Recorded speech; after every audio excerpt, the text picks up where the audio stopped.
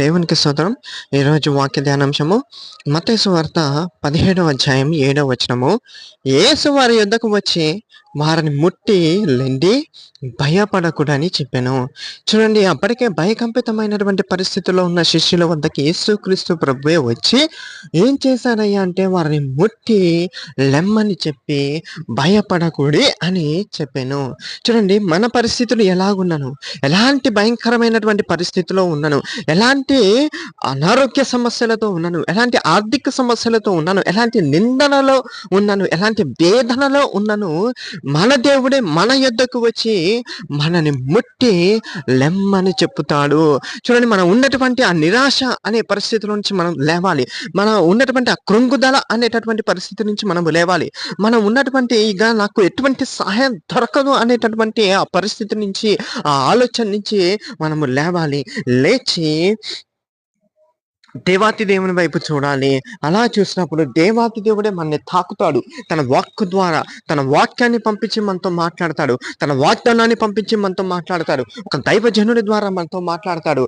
మనం వాక్యాన్ని ధ్యానిస్తుంటే ఆ వాక్యం ద్వారా సూటిగా మనతో మాట్లాడతాడు. మాట్లాడి భయపడకుడై అని చెప్పాను. చూడండి, మనకి బైబిల్లో దాదాపు రోజుకొక్కసారి భయపడకుడి, భయపడకుడి, భయపడకుడి అని వ్రాయబడి ఉన్నది.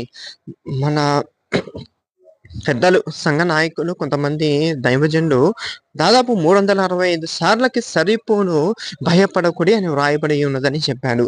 చూడండి, దేవాతి దేవుడు దాన్నే మనం సమస్యలో ఉన్నదని తెలుసుకొని మన దగ్గరకు వచ్చి మనని ముట్టి లేపి భయపడకుడి అని చెప్తున్నాడంటే మన జీవితంలో కూడా దేవాతి దేవుడు గొప్ప కార్యాలు చేయబోతున్నాడు.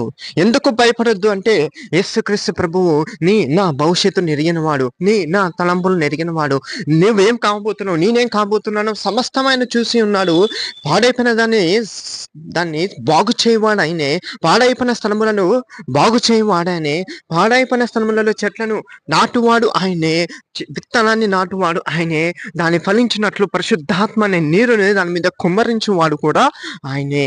కాబట్టి మనము కూడా దేవాతి దేవునికి ప్రార్థించి మన విన్నపాలు చెప్పి ఇచ్చిన వాగ్దానాలను ఎత్తిపట్టి ప్రార్థించే వారిగా ఉండాలి.